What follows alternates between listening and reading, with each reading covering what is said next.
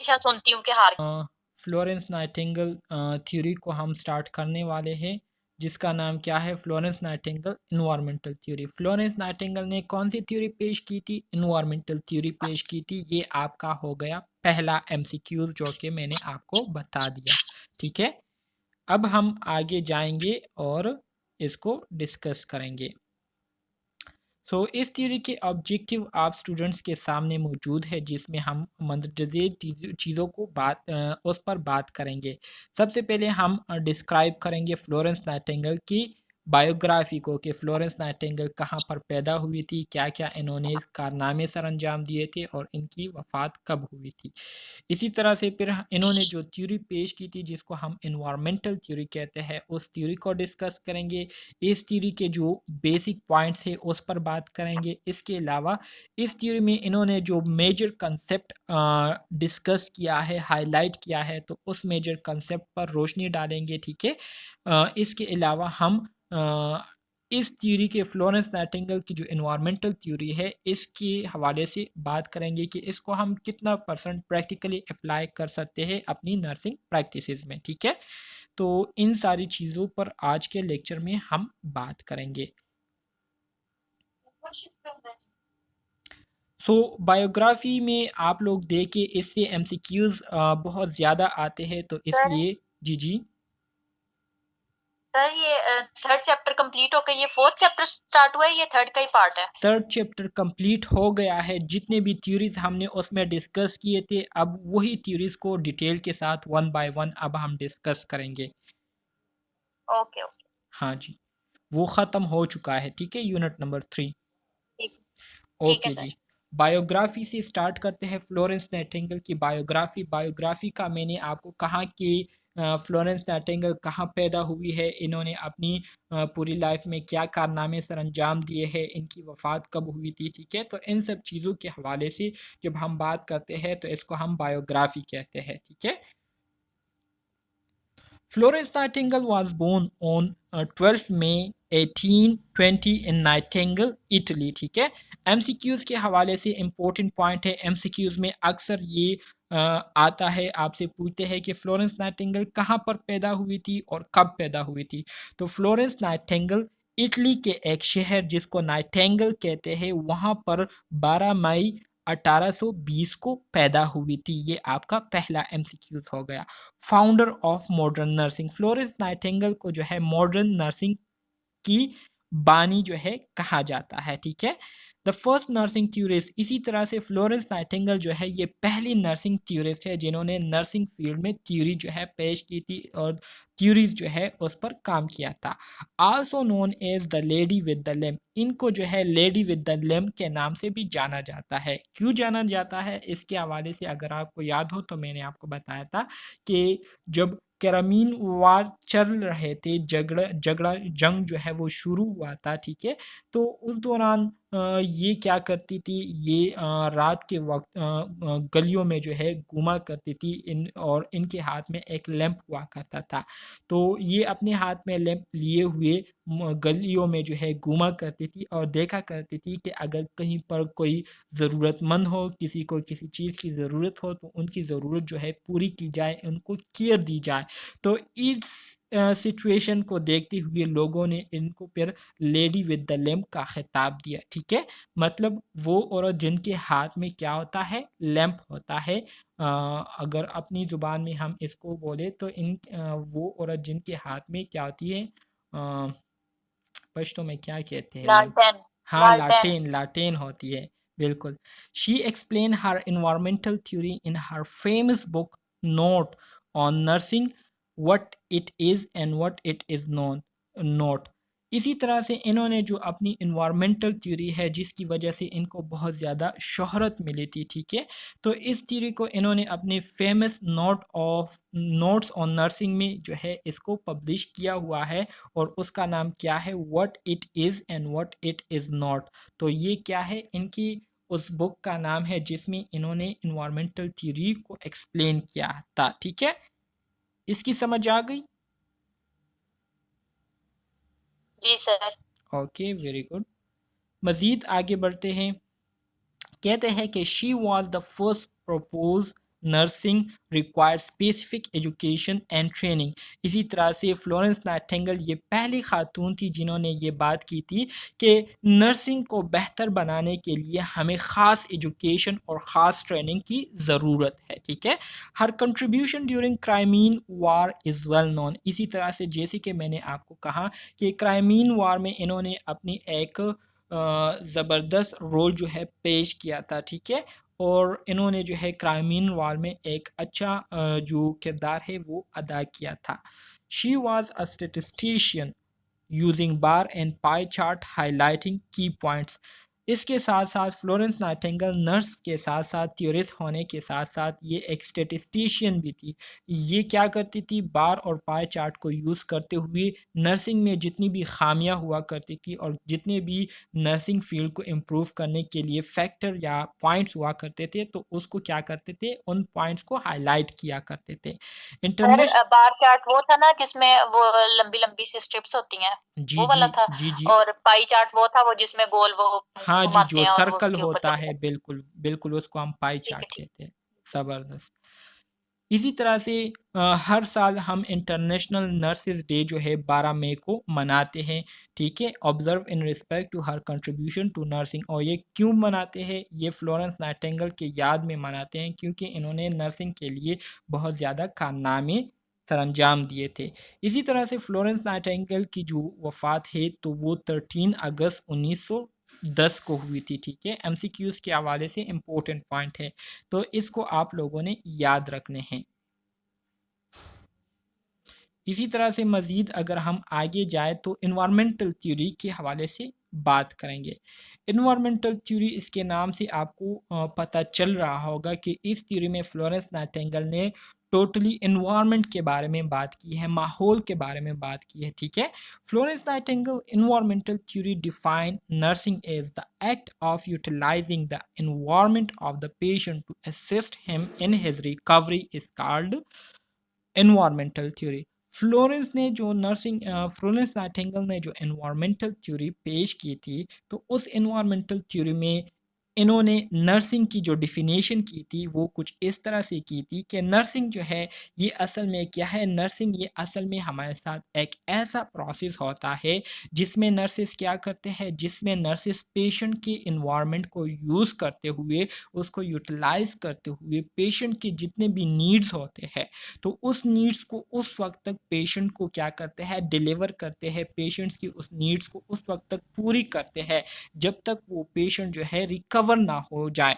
तो इसको हम क्या कहते हैं, इसको हम नर्सिंग कहते हैं, ठीक है।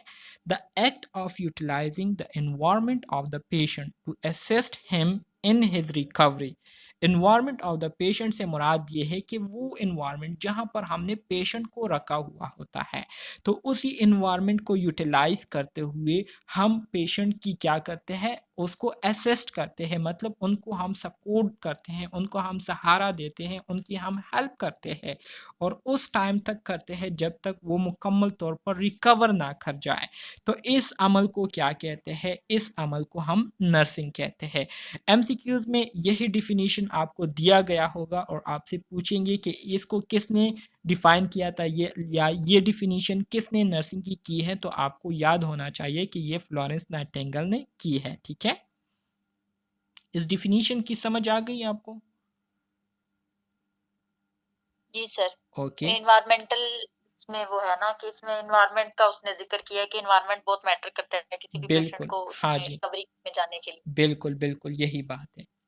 It involve the nurse initiative to configure environmental setting appropriate for gradual restoration of the patient health, and the external factors associated with the patient surrounding affect life or biological and physiological processes and his development, ठीक है।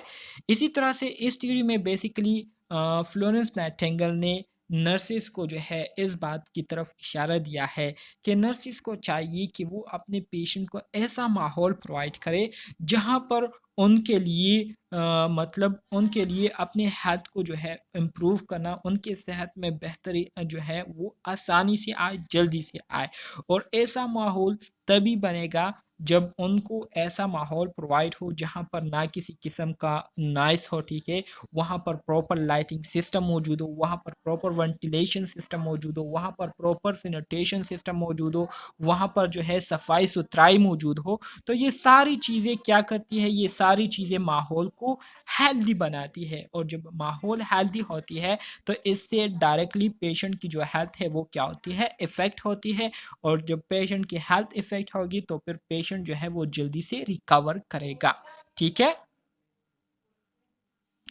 इसी तरह से इस theory में Florence Nightingale ने बुनियादी बातें की है, ठीक है। अब वो बुनियादी बातें हम डिस्कस करेंगे।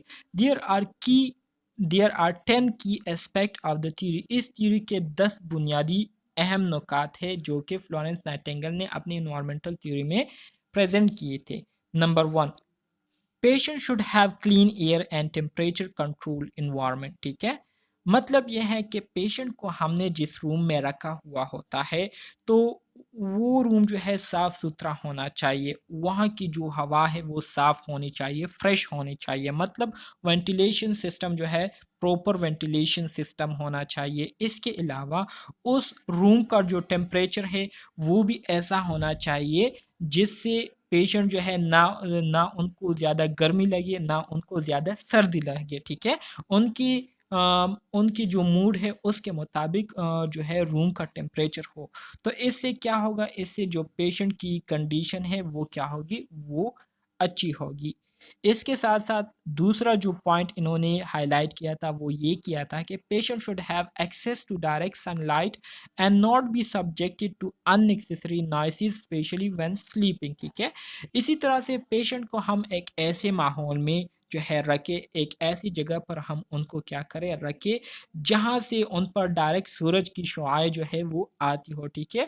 मतलब उनके रूम में विंडोज़ होने चाहिए और विंडोज़ जो है वो ऐसी जगह पर होने चाहिए जहाँ से सूरज की जो शुआएं है वो आती हो। इसके साथ साथ उनके इर्द गिर्द माहौल में किसी किस्म की गैर ज़रूरी शोर शराबा नहीं होना चाहिए। ख़ास तौर पर जब पेशेंट सो रहे हो तो सोने के दौरान उनके इर्द गिर्द किसी किस्म की शोर शराबा जो है ये नहीं होना चाहिए, क्योंकि इसकी वजह से पेशेंट की जो नींद है वो क्या होगी, डिस्टर्ब होगी, ख़राब होगी, जिसकी वजह से पेशेंट की नींद पूरी नहीं होगी। जब पेशेंट की नींद पूरी नहीं होगी तो इससे पेशेंट की जो हेल्थ है वो बुरी तरह से मुतासिर होगी।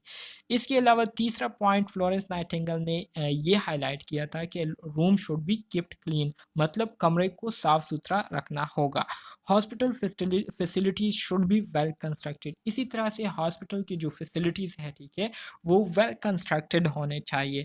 हर एक चीज़ जो है वहाँ पर अवेलेबल होनी चाहिए, ठीक है। किसी किस्म की पेशेंट की जो ज़रूरियात है उसमें कमी नहीं आनी चाहिए। इसके अलावा bedding should be change and aired frequently. Bedding जो है, पेशेंट की जो बेड है उसको वक्तन फ़वक्तन जो है चेंज करना होगा और उनको जो है हवा देनी होगी। तो इससे क्या होगा, इससे उस पर जो गंदगी लगी हुई होगी या जो जरासीम लगे हुए होंगे तो वो साफ़ हो जाएंगे और इस तरह से उनकी जो हेल्थ है वो क्या होगी, वो महफूज रहेगी, उसे किसी किस्म का ख़तरा नहीं होगा। इसी तरह से जो छठा पॉइंट फ्लोरेंस नाइटिंगेल ने हाईलाइट किया था वो ये किया था कि patient should B keeped clean and nurses should wash hand frequently, ठीक है। पेशेंट को जो है हम साफ़ सुथरा रखेंगे, उनके हाथों पैरों उनके जिस्म की सफाई जो है वो होनी चाहिए, ठीक है। और इसके साथ साथ नर्सेज को अपने हाथों की सफाइयों का ख्याल रखना होगा और बार बार उनको जो है काम करने के बाद हाथ धोने पड़ेंगे। इसका फ़ायदा ये होगा कि जब नर्स पेशेंट को टच करता है तो अगर पेशेंट को ऐसी बीमारी हो जो कि एक से दूसरे को लग सकती हो, तो जब नर्सेस अपना हाथ धोएंगी तो वो बीमारियां जो है वो फिर दूसरे पेशेंट्स को मुंतकिल नहीं होंगी और ना ही बज़ाते ख़ुद नर्सेस उससे मुतासिर होंगे। तो इस वजह से नर्सेस को जो है बार बार हाथ धोने होंगे जब भी वो अपने पेशेंट को अटेंड करे तो उसके बाद। इसके अलावा patient should be offered a variety of scenery such as new books और फ्लावर्स टू प्रिवेंट बोर्डम। इसी तरह से पेशेंट को बोर होने से बचाने के लिए हम पेशेंट को मुख्तलिफ़ किस्म के उनसे एक्टिविटीज़ कराएंगे या उनको जो है नए नए बुक्स या फ्लावर्स, कोई भी ऐसी चीज़ हम उनको देंगे जिससे उनकी जो बोरियत है वो ख़त्म हो, ठीक है। Nurses should be positive but not offer false hope to patient और make light of their illness, ठीक है। इसी तरह से नर्सेज ने हमेशा अपने पेशेंट्स के साथ पॉजिटिव रहना है, लेकिन कभी भी पेशेंट को जो है गलत से अपने आप से जो है उनको उम्मीद नहीं देनी है, ठीक है। मिसाल के तौर पर एक पेशेंट है, ठीक है, वो कैंसर के लास्ट स्टेज पर है और आप उनको कहते हैं कि नहीं आप 2-3 दिन में ठीक हो जाएंगे। उनके फैमिलीज़ को आपने जो है ये रट लगा कर उनको खामोश किया हुआ है कि आपका पेशेंट जो है ठीक होने वाला है, और 3 दिन बाद वो जो है अल्लाह को प्यारा हो जाता है। तो फिर इससे मसले बहुत ज़्यादा पैदा हो जाते हैं। फिर फैमिली वाले कहते हैं कि आपने तो कहा था कि पेशेंट बिल्कुल ठीक है, नॉर्मल है, और ये कैसे मर गया। तो इससे फिर नर्सिस के लिए बहुत ज़्यादा मसले पैदा होते हैं। तो इसलिए नर्सिस ने जो है कभी भी अपने आप से झूठी तसल्ली नहीं देनी पेशेंट को और पेशेंट के फैमिली मेम्बर्स को। जैसा उनका कंडीशन होता है वैसा ही उनको क्या करना होता है, एक्सप्लेन करना होता है, और कभी भी पेशेंट की जो बीमारी है उसको हल्का नहीं लेना, ठीक है। Offer a variety of small meals instead of large ones, and do not do patient care while patient is eating as it is distracting। इसी तरह से पेशेंट को जब हम ग़िज़ा देंगे, ख़ुराक देंगे, तो उनको थोड़ा थोड़ा करके देंगे वक्तन फ़वक्तन।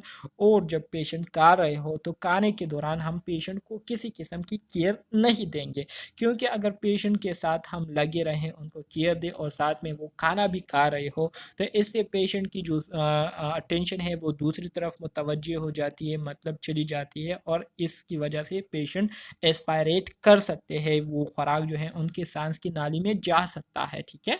सो इस तरह से हमने नहीं करना। इसके अलावा consider not only the individual patient but the context of where he or she lives। इसी तरह से जब हम पेशेंट को केयर दे रहे हो, उनसे डेटा ले रहे हो, तो ना सिर्फ हमने पेशेंट्स की जो पेशेंट से रिलेटेड मतलब पेशेंट की जो हेल्थ हिस्ट्री है ना सिर्फ वो लेनी है, बल्कि पेशेंट कहाँ पर रहता है, ठीक है, या कहाँ पर वो रहती थी, तो इसके हवाले से भी हम क्या करेंगे, डेटा लेंगे। मतलब ऐसे माहौल जहाँ पर बहुत ज़्यादा गंदगी हो, ठीक है, जहाँ पर प्रॉपर सीवरेज सिस्टम ना हो, तो इसकी वजह से शायद वो पेशेंट जो है बीमार हुई हो। तो इसके बारे में जब हमें पता चलेगा तो फिर हम उसके लिए भी क्या करेंगे, प्लानिंग करेंगे, पेशेंट को एजुकेट करेंगे। समझ आ रही है? जी सर। ये वो सारी बातें हैं जो कि मैंने आपको 1 बाय 1 कही, ठीक है। तो यहाँ पर पॉइंट्स में आपको बताई गई हैं, ये आप लोग फिर खुद देख सकते हैं, या इसको देखने की भी ज़रूरत नहीं है, जस्ट आपकी अंडरस्टैंडिंग के लिए यहाँ पर डायग्राम के ज़रिए आपको बताया गया है, जो अभी हमने इससे पिछले वाले स्लाइड में डिस्कस किए। 5 इन्वायरमेंटल कंपोनेंट। अब MCQs के हवाले से ये भी बहुत ज़्यादा इम्पोर्टेंट है। MCQs में आ सकता है कि हाउ मतलब फ्लोरेंस नाइटिंगेल ने कितने इन्वायरमेंटल कंपोनेंट को डिस्कस किया था या हाईलाइट किया था। तो फ्लोरेंस नाइटिंगेल ने 5 इन्वायरमेंटल कंपोनेंट को क्या किया था, हाईलाइट किया था, कि जो बहुत ज़्यादा ज़रूरी है पेशेंट की हेल्थ के लिए, और पेशेंट का हेल्थ जो है उससे बहुत ज़्यादा मुतासिर होता है। तो इसमें पहले नंबर पर आपका आता है क्लीन एयर। क्लीन एयर से मुराद ये है कि वेंटिलेशन सिस्टम प्रॉपर होना चाहिए, जिसकी वजह से फ्रेश एयर जो है पेशेंट को क्या होगा, अवेलेबल होगा। इसी तरह से पीने के लिए प्योर वाटर मौजूद हो, साफ़ पानी जो है ये मौजूद हो, ठीक है। इसके अलावा जो ड्रेनेज सिस्टम है वो प्रॉपर सिस्टम होने चाहिए, ड्रेनेज की किसी भी जगह पर पानी जो है कड़ा नहीं होना चाहिए, ठीक है। इसके अलावा पेशेंट के इर्द गिर्द साफ़ सुथराई अच्छी तरीके से होनी चाहिए। इसके साथ साथ पेशेंट की साफ़ सुथराई जो है वो भी अच्छी होनी चाहिए, और इसके अलावा इन्वायरमेंट में जो लाइटिंग सिस्टम है वो प्रॉपर होनी चाहिए। तो ये 5 चीज़ें ऐसी चीज़ें हैं जो कि पेशेंट की जो हेल्थ है उसको डायरेक्टली क्या करती है, इफ़ेक्ट करती है। तो फ्लोरेंस नाइटिंगेल ने अपनी जो एनवायरमेंटल थ्योरी है उसमें इन 5 चीज़ों का ज़िक्र किया था, ठीक है। साफ़ हवा, pure water, efficient drainage system, cleanliness and light. ये आप स्टूडेंट्स को याद होना चाहिए, याद रहना चाहिए आप स्टूडेंट को, ठीक है। इसी तरह से assumption of Florence Nightingale in her environmental theory. Florence Nightingale ने अपनी इन्वायरमेंटल थ्योरी में जो एजम्पशन दिए थे, जो उन्होंने अपने जो नज़रियात पेश किए थे, तो वो क्या किए थे, वो ये किए थे कि पहली बात इन्होंने ये की थी कि nursing is separate from medicine. Nursing जो है ये मेडिसिन से एक अलग चीज़ है, ठीक है। नर्सिंग में हम क्या करते हैं, नर्सिंग में हम सिर्फ केयर देते हैं, ठीक है। ये केयर हमारे साथ फिजिकल केयर भी हो सकती है, मेंटल केयर भी हो सकती है, स्पिरिचुअल केयर भी हो सकती है, इमोशनल केयर भी हो सकती है, सोशल केयर भी हो सकती है, ठीक है। कम्युनिटी केयर भी हो सकती है, होम बेस्ड केयर भी हो सकती है। तो इस वजह से नर्सिंग जो है ये मेडिसिन से क्या है, मेडिसिन से ये एक अलग फील्ड है। पहली बात फ्लोरेंस नाइटिंगेल ने ये की थी। दूसरी बात क्या की थी, दूसरी बात ये की थी कि नर्सिस शुड बी ट्रेन। जितने भी नर्सिस हॉस्पिटल में केयर देते हैं पेशेंट को, तो तमाम नर्सिस को ट्रेंड होना चाहिए, वेल इक्विप्ड होना चाहिए। उनके पास स्किल्स के साथ साथ उनके पास नॉलेज होनी चाहिए, ताकि उनको पता चलता रहे कि हम जो कर रहे हैं, क्या कर रहे हैं, क्यों कर रहे हैं, इससे पेशेंट के हेल्थ पर क्या असरात मुरतब होंगे, इससे पेशेंट के हेल्थ पर क्या नेगेटिव कंसिक्वेंसेस हो सकते हैं। तो इसलिए इसलिए नर्सिस को जो है ट्रेन होना चाहिए, ठीक है। ट्रेन से मुराद ये है कि हर तरह से नर्सिस जो है वो क्या हो, तैयार हो पेशेंट्स के लिए। इसी तरह से the environment is important to the health of the patient. तीसरी बात फ्लोरेंस नाइटिंगेल ने ये की थी कि एनवायरनमेंट जो है ये बहुत ज़्यादा मैटर करता है पेशेंट के हेल्थ पर, ठीक है।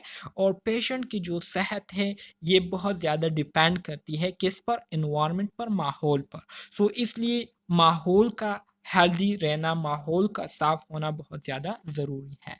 इसके अलावा the disease process is not important to nursing process. Nursing process में जो डिजीज़ प्रोसेस है, ठीक है, डिजीज़ प्रोसेस से मुराद ये है कि बीमारी किस तरह से जो है ये हुई है, ठीक है, बीमारी जो है किस तरह से पैदा हुई है, किस तरह से बीमारी जो है पैदा हुई है, तो ये जानना ज़रूरी नहीं है, बल्कि नर्सिंग में ये चीज़ ज़रूरी होती है कि एक एक्सीडेंट ये जो है वाक़या हो चुकी है, अब इस एक्सीडेंट से हम कैसे लोगों को बाहर निकाल सकते हैं, कैसे लोगों को इसमें मज़ीद सफ़र होने से बचा सकते हैं, कैसे लोगों को जो है हम रिलीफ दे सकते हैं। तो बेसिकली नर्सिंग में हम इस चीज़ पर ज़ोर देते हैं। Nurses nursing should support the environment to assist the patient in healing. इसी तरह से नर्सिंग में नर्सिस ने जो है इन्वायरमेंट को हर तरह से कंसीडर करना है, हर तरह से इन्वायरमेंट को जो है उन्होंने देखना है, ताकि उनके जो पेशेंट है वो जल्दी से हील अप हो जाए, जल्दी से क्या हो जाए, रिकवर हो जाए। Nursing is both an empirical art and science. इसी तरह से नर्सिंग जो है ये हमारे साथ एक एम्पेरिकल आर्ट भी है। एम्पेरिकल आर्ट से मुराद ये है कि इसमें हम तमाम काम प्रैक्टिकल करते हैं। इसके साथ साथ ये हमारे साथ एक साइंस भी है। साइंस इस वजह से है कि इसमें हम क्या करते हैं, ऑब्जर्वेशन करते हैं, ऑब्जर्वेशन के बेस पर हम इंटरप्रिटेशन करते हैं, इंटरप्रिटेशन करने के बाद हम डिसीजन लेते हैं, डिसीजंस के बाद हम प्लानिंग करते हैं, प्लानिंग के बाद उसको इम्प्लीमेंट करते हैं, और इम्प्लीमेंट करने के बाद इवॉल्यूशन करते हैं। तो इस वजह से नर्सिंग जो है ये हमारे साथ एक सिस्टमेटिक स्टेप वाइज प्रोसेस भी है और एक प्रैक्टिकल आर्ट भी है, ठीक है, जिसमें नर्सिस अपने फ़न का मुजाहरा करते हुए पेशेंट को क्या करते हैं, हेल्थ स्टेटस, उनकी जो हेल्थ कंडीशन है उसको बेहतर बनाने की कोशिश करते हैं। इसी तरह से nursing concern is with the person in the environment. Nursing में नर्सिस का काम किस चीज़ के साथ है, नर्सिस का काम जो है पेशेंट के साथ है और पेशेंट के इन्वायरमेंट के साथ है, ठीक है। अगर इन्वायरमेंट सेटिस्फाइंग होगा तो इससे पेशेंट जो है वो भी सेटिस्फाई होगा, ठीक है, वो भी कंफर्टेबल फील करेगा। अगर इन्वायरमेंट जो है वो कंफर्टेबल नहीं है तो ऑटोमेटिकली पेशेंट जो है वो अनकंफर्टेबल फील करेंगे। The person is interacting with the environment. जो पेशेंट होते हैं वो मुसलसल इन्वायरमेंट में क्या कर रहे होते हैं, इन्वायरमेंट के साथ उनका इंटरेक्शन हो रहा होता है, आमना सामना हो रहा होता है, ठीक है। तो इसलिए इन्वायरमेंट बहुत ज़्यादा मैटर करता है। The nurse should be observant and confidential. इसी तरह से नर्स जो है वो मुसलसल पेशेंट्स को मॉनिटर करेंगे, मुसलसल इन्वायरमेंट को क्या करेंगे, ऑब्जर्व करेंगे, और इसके साथ साथ पेशेंट के हवाले से जितना भी वो डेटा कलेक्ट करते हैं, गैदर करते हैं, तो उस डेटा को वो अपने साथ कॉन्फिडेंशियल रखेंगे, दूसरे एरे गैरे के साथ उसको शेयर नहीं करेंगे, ठीक है। तो ये वो बुनियादी एजम्पशन है जो कि फ्लोरेंस नाइटिंगेल ने अपनी इन्वायरमेंटल थ्योरी में हाईलाइट किए थे। Major concept of Florence Nightingale theory. Florence Nightingale theory में जो मेजर कंसेप्ट है जिसको हम मेटा पैराडाइम कहते हैं, ठीक है, जो बुनियादी बातें हैं वो क्या है, इसमें पहली बात जो है नर्सिंग है। नर्सिंग के हवाले से फ्लोरेंस नाइटिंगेल ने क्या कहा था? फ्लोरेंस नाइटिंगेल ने नर्सिंग के हवाले से ये कहा था कि nursing is different from medicine and the goal of nursing is to place the patient in the best possible condition for nature to act, ठीक है।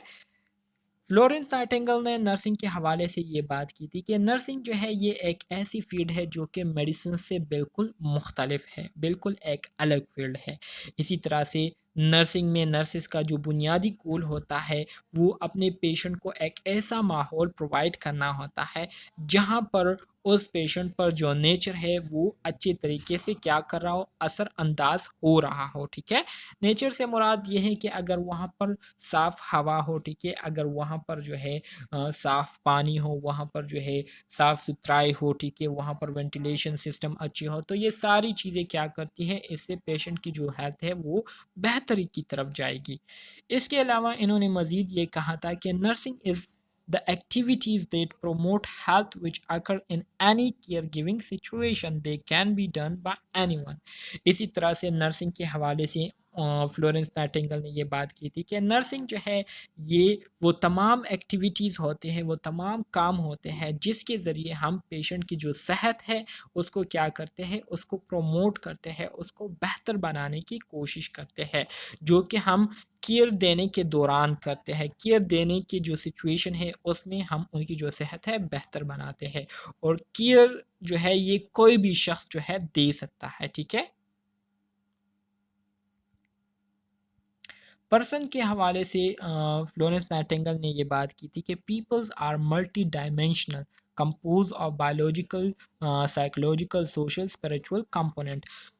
फ्लोरेंस नाइटिंगेल ने पर्सन के हवाले से ये बात की थी कि हमारे साथ जो पेशेंट्स होते हैं, जो लोग होते हैं, तो ये बहुत सारी चीज़ों से मिलकर बने हुए होते हैं, और इनकी जो हेल्थ स्टेटस होती है ये बहुत सारी चीज़ों पर क्या करती है, डिपेंडेंट होती है। मिसाल के तौर पर बायोलॉजिकली भी ये बहुत ज़्यादा डिपेंडेंट होते हैं, मतलब अगर बायोलॉजिकली मतलब इनके जो बॉडी सेल्स है, ठीक है, इसमें किसी किस्म की ख़राबी आती है तो इसकी वजह से इनकी सेहत क्या होगी, ख़राब होगी। साइकोलॉजिकली अगर ज़हनी तौर पर ये जो है सेटिस्फाइड नहीं है, ठीक है, स्ट्रेस का शिकार है, कन्फ्यूजन का शिकार है, डिप्रेशन का शिकार है, तो ज़हनी तौर पर डिप्रेस कन्फ्यूज़ होने की वजह से ये मुकम्मल तौर पर क्या हो जाते हैं, डिसेबल हो जाते हैं, अनहेल्दी हो जाते हैं। इसी तरह से अगर हम सोशल देखें, माशरती तौर पर अगर हम लोगों को देखें, तो माशरती तौर पर अगर इनका फैमिली में लोगों के साथ जो है अच्छा जो है रिलेशनशिप नहीं है, फ्रेंड्स के साथ इनकी जो है नहीं लगती, या माशरे में इनका जो है लोगों के साथ अच्छा इंटरेक्शन नहीं हो रहा, तो इसकी वजह से वो बंदा जो है आइसोलेशन का शिकार हो जाता है, अकेलापन का शिकार हो जाता है, जिसकी वजह से वो दोबारा डिप्रेशन में चला जाता है और बीमार हो जाते हैं।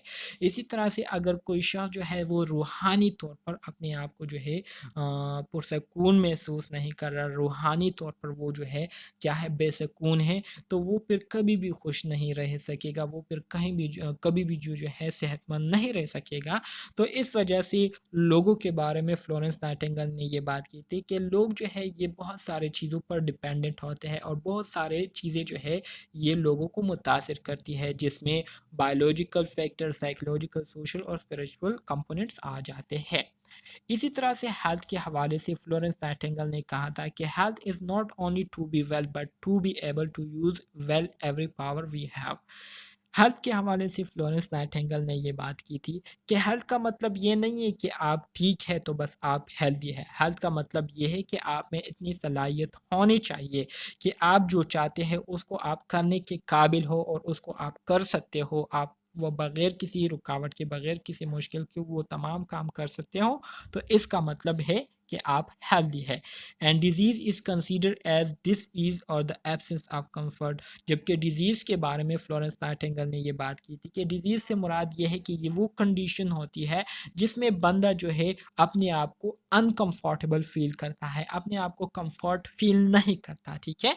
तो हेल्थ के हवाले से फ्लोरेंस नाइटिंगेल ने ये बात की थी। कि हेल्थ जो है असल में ऐसी होनी चाहिए। इन्वायरमेंट के हवाले से फ्लोरेंस नाइटिंगेल की क्या परसेप्शन थी?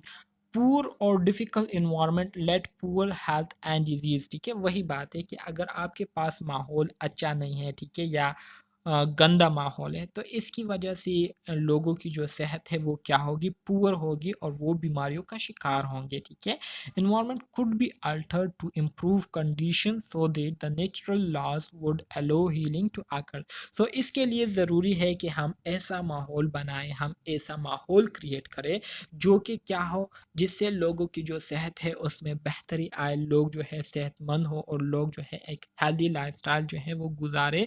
ठीक है, तो ऐसी इन्वायरमेंट हमें जो है वो मेंटेन रखनी होगी।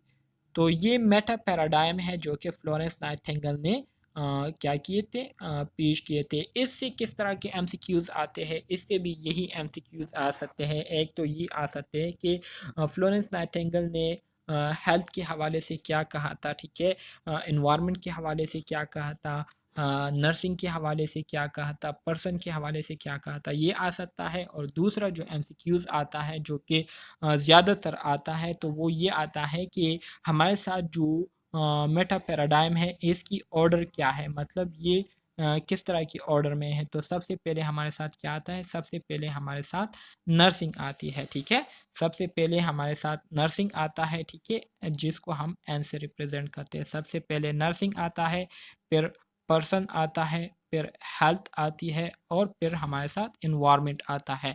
तो ये एमसीक्यूज पॉइंट ऑफ व्यू से एक बहुत इंपॉर्टेंट पॉइंट मैंने आप स्टूडेंट्स के साथ शेयर किया। आपको याद होना चाहिए कि हमारे साथ मेटा पैराडाइम की जो प्रॉपर ऑर्डर है वो क्या है, सबसे पहले नर्सिंग, फिर पर्सन, फिर हेल्थ और आखिर में हमारे साथ इन्वायरमेंट। ठीक है, तो ये प्रॉपर ऑर्डर है मेटा पैराडाइम की, इसको अपने साथ याद रख लीजिए और इसको नोट भी कर लीजिए।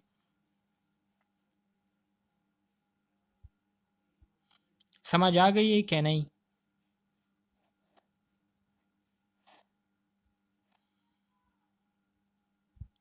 Nightingale theory and nursing practice. Application of Nightingale theory in nursing practice. So patients are able to put in the best condition for nature to act on them. It is the responsibility of nurses to reduce noise, to relieve patient anxieties and to help them sleep. ठीक है, nursing Nightingale theory और nursing practice के हवाले से अगर हम बात करें तो फ्लोरेंस नाइटिंगेल ने ये कहा था कि पेशेंट को हम एक ऐसे माहौल उनको प्रोवाइड करेंगे जहां पर वो अपने आप को कंफर्टेबल फील करे। और ये नर्सिस की रिस्पॉन्सिबिलिटीज़ में आती है, जिम्मेदारियों में आती है कि नर्सिस जो है अपने अपने पेशेंट के इर्द गिर्द किसी किस्म का शोर शराबा जो है उसको ना होने दे। ठीक है, अपने पेशेंट को हर तरह की एंजाइटी से जो है छुटकारा दे और उनको एक पुरसकून स्लीप करने में उनकी मदद करें। ठीक है, as per most of the nursing theories environmental adaptation remain the basis of holistic nursing care. और इसी तरह से बहुत सारे ऐसे थ्योरीज अब आएंगे जिसमें जो इन्वायरमेंटल एडाप्टेशन है इसको बुनियादी फैक्टर जो है वो करार दिया गया है होलिस्टिक नर्सिंग केयर देने के लिए। ठीक है,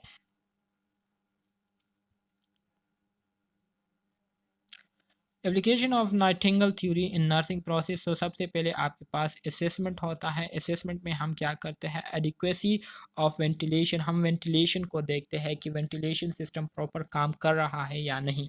इसके अलावा क्लीनलीनेस ऑफ इन्वायरमेंट, इन्वायरमेंट को हम चेक करते हैं कि इन्वायरमेंट साफ़ सुथरा है या नहीं। प्रेजेंस ऑफ ड्राफ्ट, ठीक है, ड्राफ्ट की मौजूदगी को देखते हैं। इसके अलावा सडन नॉइसेस अगर मौजूद हो तो उसको हम क्या करते हैं, देखते हैं। ठीक है, उसकी असेसमेंट करते हैं, अगर मौजूद हो तो किस हद तक मौजूद है, अगर नहीं मौजूद तो किस हद तक नहीं मौजूद।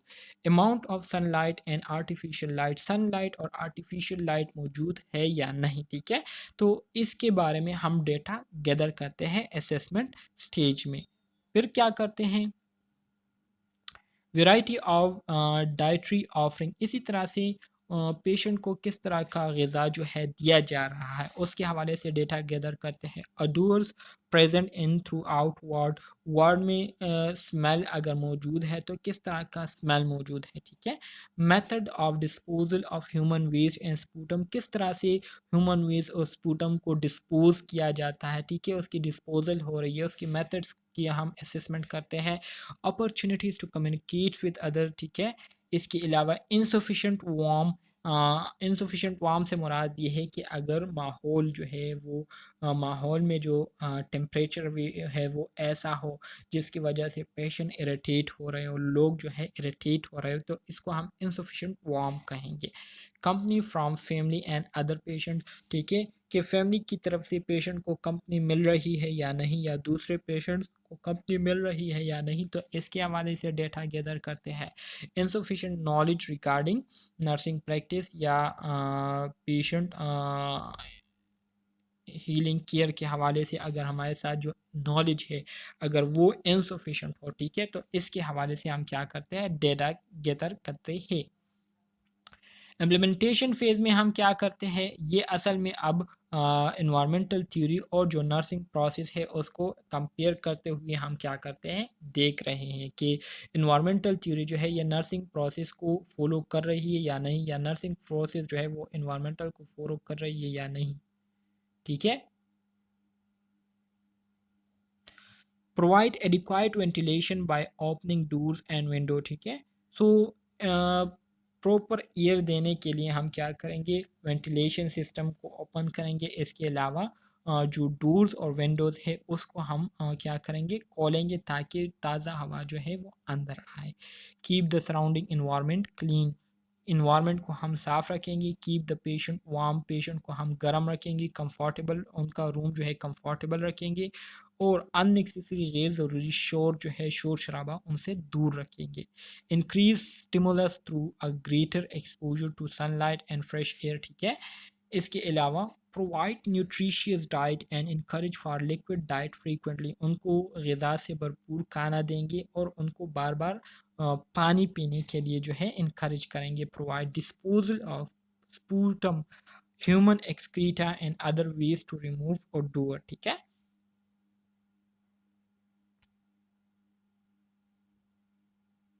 समझ आ रही है आप स्टूडेंट्स को? जी sir. Okay. Provide proper dress up, maintain room temperature and wear warm cloth. Proper जो है, प्रॉपरली हम पेशेंट को ड्रेसअप करेंगे, ठीक है, रूम टेम्परेचर को मेंटेन रखेंगे और उनको ऐसे कपड़े पहनाएंगे जो कि थोड़े से गर्म हो, जहाँ पर जिससे उनको सर्दी ना लगे। Isolate the patient, isolate the patient from the children from the other patient but keep in touch and interaction with limited visitor, ठीक है। पेशेंट्स को हम दूसरे बच्चों से क्या करेंगे, दूसरे बच्चों से और पेशेंट से अलग रखेंगे, लेकिन इसके अलावा हम पेशेंट के साथ जो मिलने वाले जो उनकी लवाहिकीन होते हैं तो उनको जो है कुछ टाइम के लिए उनको अलो करेंगे ताकि पेशेंट जो है अपने आप को अकेला महसूस ना करे।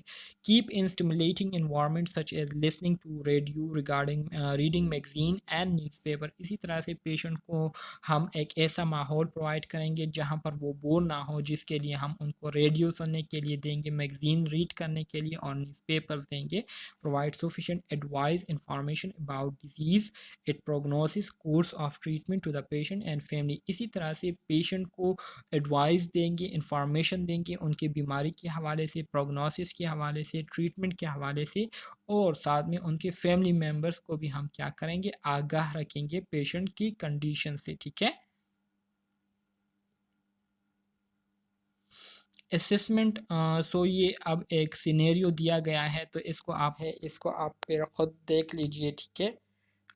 इसमें ऐसी कोई बात नहीं है, फिर वही प्रोसेस दिया गया है जिसमें डायग्नोसिस हो गई, प्लानिंग, और फिर उसको इम्प्लीमेंट करते हैं और लास्ट में इवाल्वेशन करते हैं। अच्छा जी, नर्सिंग इन्वायरमेंटल थ्योरी पर क्रिटिसिज्म क्या हुई थी, इसको क्रिटिसाइज़ किस वजह से किया था, तो ये बात भी आप लोगों को याद होनी चाहिए। शी एम्फसाइज सब सर्वियंस to doctor, subservience to doctor, she focus more on physical factor than on psychological needs of patient. पहली जो बात है, पहली जो क्रिटिसिज्म फ्लोरेंस इन्वायरमेंटल थ्योरी पर हुई थी, तो इस वजह से हुई थी कि फ्लोरेंस नाइटिंगेल ने ज़्यादातर जो तवज्जो दी थी वो पेशेंट की फ़िज़िकल नीड्स पर दी थी, ठीक है। और इन्होंने जो है मुकम्मल तौर पर साइकोलॉजिकल नीड्स को क्या किया था, इग्नोर किया था। तो इस वजह से लोग इस थ्योरी को क्रिटिसाइज़ कर रहे थे, ठीक है, तनकीद का निशाना इसको बना रहे थे। इसके अलावा दूसरी जो क्रिटिसिज्म इस पर की गई थी वो ये की गई थी कि शी एम्फसाइज्ड सबसर्वियंस टू डॉक्टर। सबसर्वियंस किसी कहते हैं, ये ज़रा कोई सर्च करके बताए कि इन्होंने क्या किया था, डॉक्टर्स को एम्फसाइज किया था। ये आपको याद होना चाहिए कि पहली जो क्रिटिसिज्म इस थ्योरी पर की गई थी वो इस बात की वजह से की गई थी कि फ्लोरेंस नाइटिंगेल ने डॉक्टरों से जो है अपना ये नर्सिस वाला काम जो है वो लेना चाहता, मतलब वो डॉक्टर्स को एम्फसाइज कर रही थी कि आप लोगों ने जो है इस तरह से करना है जैसे कि बताया है। दूसरी तनकीद इस वजह से की गई थी कि फ्लोरेंस नाइटिंगेल ने सारा का सारा तवज्जो सिर्फ पेशेंट की जो फिज़िकल नीड्स है उस पर की थी, जबकि साइकोलॉजिकल नीड्स उन्होंने मुकम्मल तौर पर इग्नोर किए थे। तो इस वजह से लोग फ्लोरेंस नाइटिंगेल की जो इन्वायरमेंटल थ्योरी है इसको क्रिटिसाइज़ कर रहे थे, इस पर तनकीद कर रहे थे। तो ये आपका Florence Nightingale theory, environmental theory ख़त्म हो गई है। उम्मीद करता हूँ आपको इसकी समझ आ गई होगी। अगर कोई क्वेश्चन है तो पूछ सकते हैं।